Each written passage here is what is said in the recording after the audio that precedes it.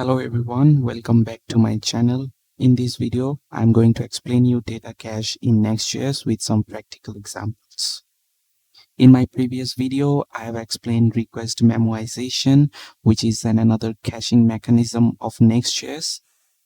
If you haven't watched it yet, make sure you check it out. So without any further ado, let's jump into data cache in Next.js. So according to Next.js documentation, if we send any GET request for the first time using fetch function, the response will get cached. And if we send same request once again, the cache data will be served and Next.js will not send any requests to our backend or the data source. So now let's see a quick example. So here you can see I have prepared a simple Next.js application using npx create next app at latest. And in my root page component, I'm basically rendering an h1 and an empty unorderedly stack. I have also prepared an API that's going to give me a number of random users. I'm using mockapi.io for creating these mock APIs and it's completely free, so do check it out. So right now you can see I have two different APIs, the user API and the post API. So if I open up my user API, you can see right now it's giving me 5 different users. So if I get back to my mock API dashboard and change this number to maybe 15. So if I go again and just do a normal refresh, right now it's giving me 15 different users. Hope you got the point. I'm going to use this API in our Next.js application. So now I'm going to fetch that user API in my Next.js application, and let's just understand how data caching works in Next.js.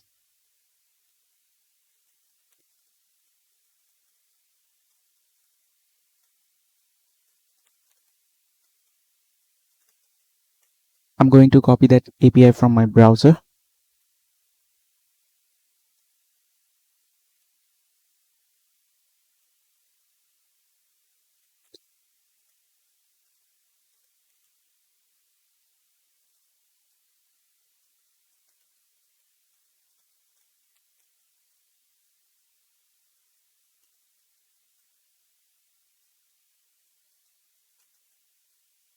I have already prepared a type.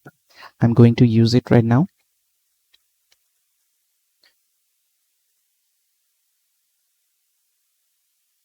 So now our users are properly typed, and I'm going to map over each user and render their name.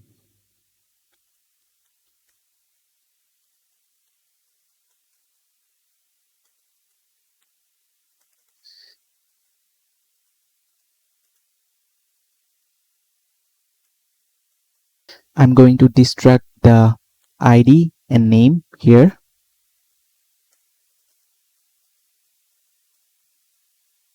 and use ID for key and render the name. So here you can see we are getting 15 users. Let's just also render the ID as well, so can we see each numbers. So you can see we are getting 15 users right now, and these users are get cached. So let's just go to our mock API dashboard and change the number of users. I'm going to make 10 right now. So if I go to my browser and do a refresh, you can see right now it's giving us 10 users. But if we go to our Next.js application and refresh, it's still giving us 15 users because the users get cached. Well, the reason our API response get cached because by default Next.js caches all the responses of any GET request. What if you don't want that caching behavior? No worries, you can change this caching behavior by configuring the caching option in fetch. So now let's configure the cache option in our fetch method.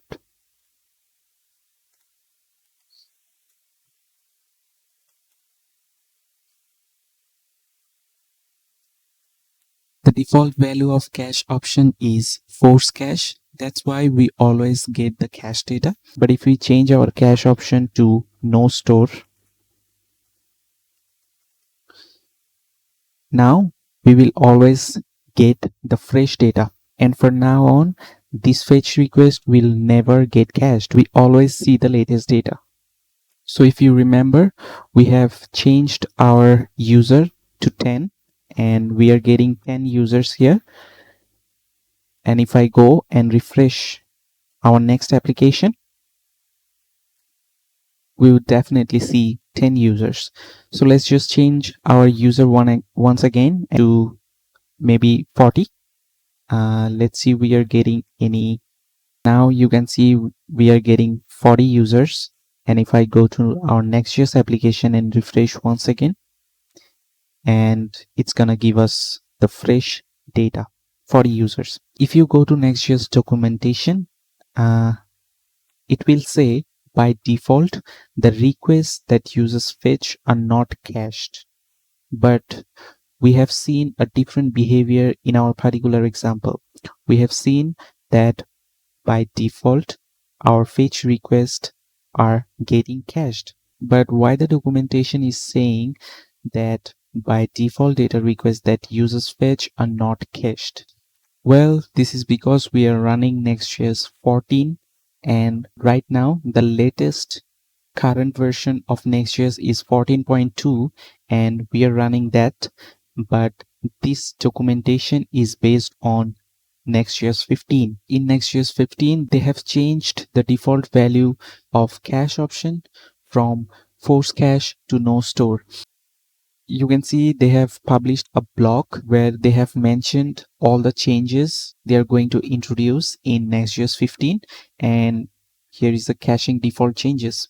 So if you go a little bit down, you'd see that in Next.js 15, no store is used by default if a cache option is not provided. This means fetch request will not be cached by default. Even if the 15 has not released yet, at least while I'm recording, but their documentation is based on next 15, I mean version 15. So yeah, this is kind of silly, and this is basically the confusing part. So now you probably know how data caching works in Next.js. Let's just understand how to revalidate our cached data. So there are two ways of revalidating cached data. One is time-based revalidation, and the another one is on-demand revalidation. Now let's understand time-based revalidation in our particular example. So let's assume you want your data to be cached, but you want to revalidate your cache data after a certain time. For that, I'm going to change the cache option to force cache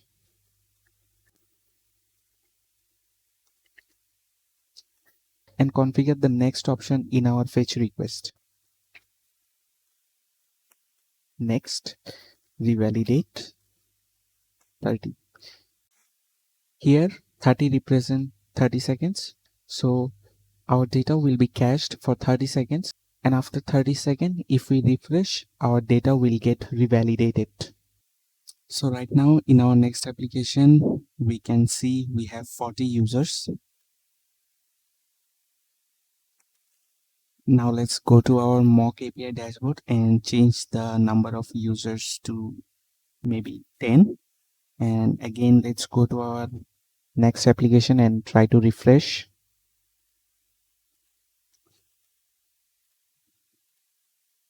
I'm refreshing multiple times, but we are still getting 40 users because the 30 seconds has not finished yet.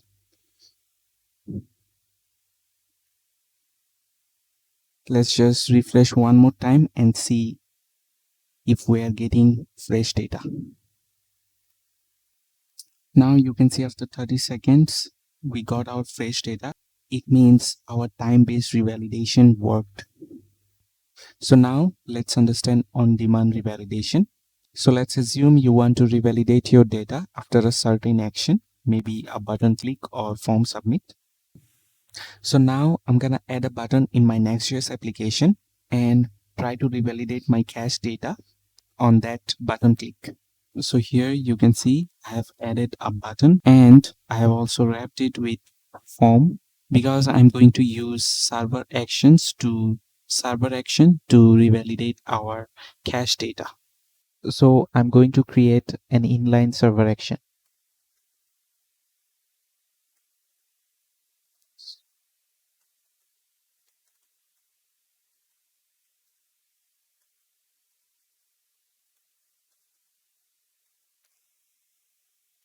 So now we need to give a tag to a particular request that we want to revalidate on demand.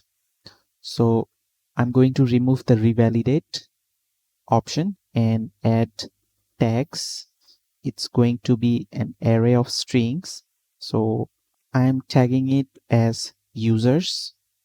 So now our request has a tag called users and we need to revalidate this tag using revalidate tag user. So now let's change our number of users from mock API. So this is right now it's 10. I'm going to change it to maybe 30 and go to our Next.js application. If you just refresh, it's not gonna give us the fresh data. It's going to be a cache data, but on click on this button click, we supposed to get the fresh data because our request will be revalidate. Let's see. I'm clicking on it and here we can see 30 users. So this is one way of revalidating request. We can also revalidate the entire page using revalidate path in our code. Revalidate path, you need to import it as well from next cache, and we are going to revalidate the path, root path, so a slash. So now once again let's change the number of users, maybe 17, and if we refresh, nothing will happen. But on clicking revalidate button, and we are getting 17. There is another way of revalidating cache data from your browser. Once again, let's change the number of users from our mock API. Let's just change to maybe 45 and go to our next application. If I do a normal refresh, that we are going to get the cache data. But if you do a hard refresh using Control Shift and R, it's going to revalidate our data. And this is the another way of revalidating our cache data. Well, now a question could have arisen that what if we don't use fetch? We could have used something else, an ORM like Prisma, Drizzle, or something else. So does Next.js cache those datas too?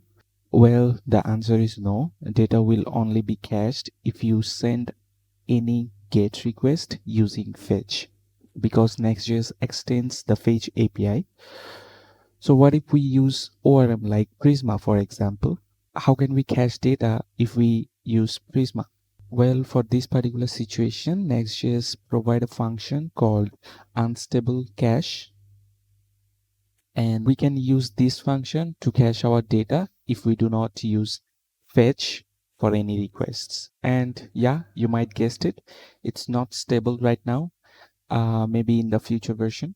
Now let's see a quick example of unstable cache. Well, here you can see I'm already using Prisma in my next project, and here is my schema file. I'm using SQLite as a database, and I have two simple models, a user model and a post model. So let's get back to our page component and query our user table. I'm going to remove the fetch request here and query our user table using Prisma client.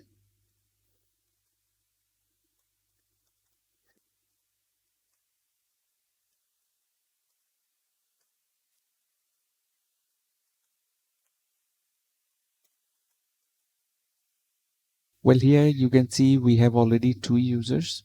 I've already added those users to save some time, test 1 and test 2. So now I'm gonna add another user and let's see if we get fresh data or cache data. Well, to keep it simple, I'm gonna use Prisma Studio to add another user. So let's open up my console and npx Prisma Studio.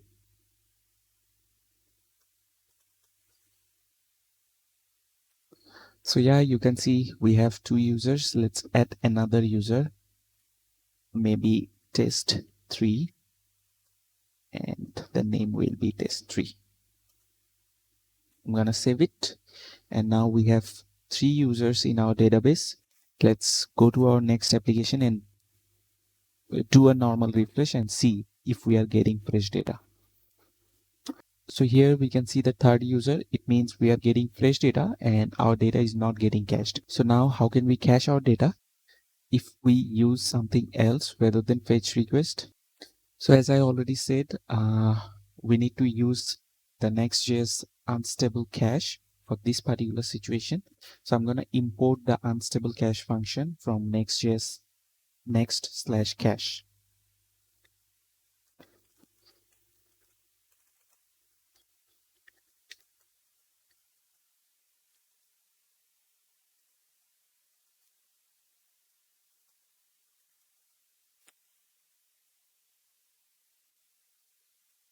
So now what I have to do is wrap our query inside the unstable cache function.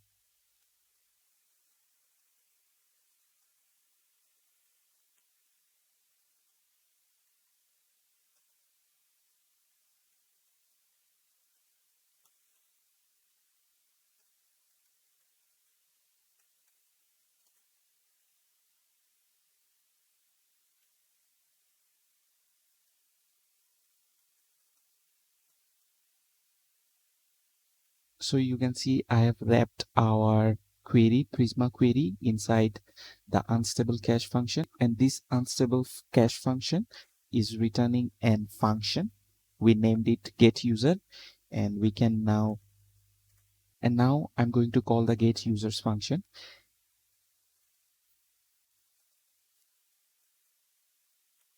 And you can see it's returning an promise. So we need to put await before calling it.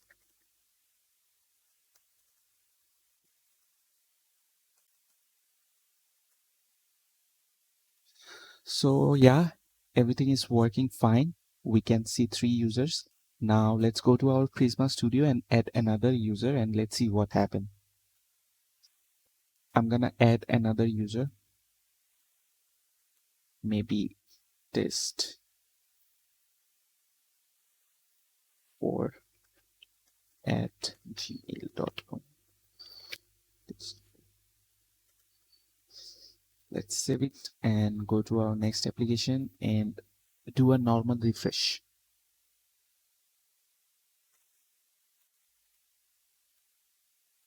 Well, as you can see, I have refreshed a couple of times, but we are not getting our fresh data. It means now our users get cached. So now another question is how can we revalidate it? Well, you can do a hard refresh using Control Shift and R. We can also do a time-based revalidation and on-demand revalidation as we have done before in fetch request. You can pass 3 parameters inside unstable cache function. One has to be a function. We have already passed a function here. And the second one has to be an array. Let's just add an array. And you can pass multiple keys inside this array. And these keys will be used to uniquely identify our cache function. So you need to pass at least one key. Let's just add one key inside this array.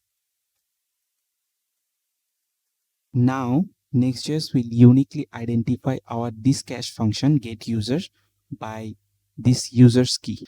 Maybe you need to pass multiple keys according to your use case. You maybe need to pass a dynamic value like user ID. For this particular example, we don't need multiple keys, so we will stick with one, users. Now the third parameter is an object. You can use this object to configure the caching behavior. We will get same two options as we get in the fetch function. One is revalidate and the another one is tags. And you can configure revalidate option for time-based revalidation, and you can also configure the tags option for on-demand revalidation. So now let's add a tag and configure on-demand revalidation for our get users function. I'll remove revalidate option since we don't need revalidate option for on-demand revalidation. And I'm gonna add a tag users. Don't get confused with array of keys and array of tags. This array will be used to uniquely identify our cache function, and we will use these tags to revalidate our cache data. So as you can see, we already have a server action and we are revalidating our user tag. It means if we click on this button, it will revalidate our cache data. So now let's add another user from our Prisma Studio and try to revalidate our users data.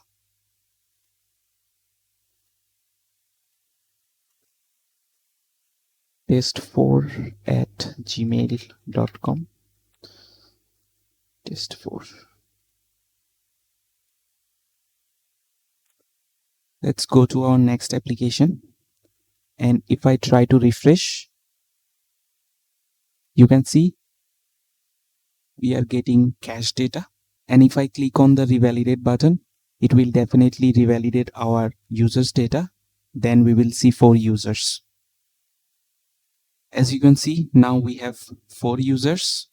So our revalidation is working. I hope you guys understand the data caching mechanism in Next.js and the different ways of revalidating data. If you take a look in the Next.js caching documentation, in the overview section, you'd probably see there are 4 different caching mechanisms.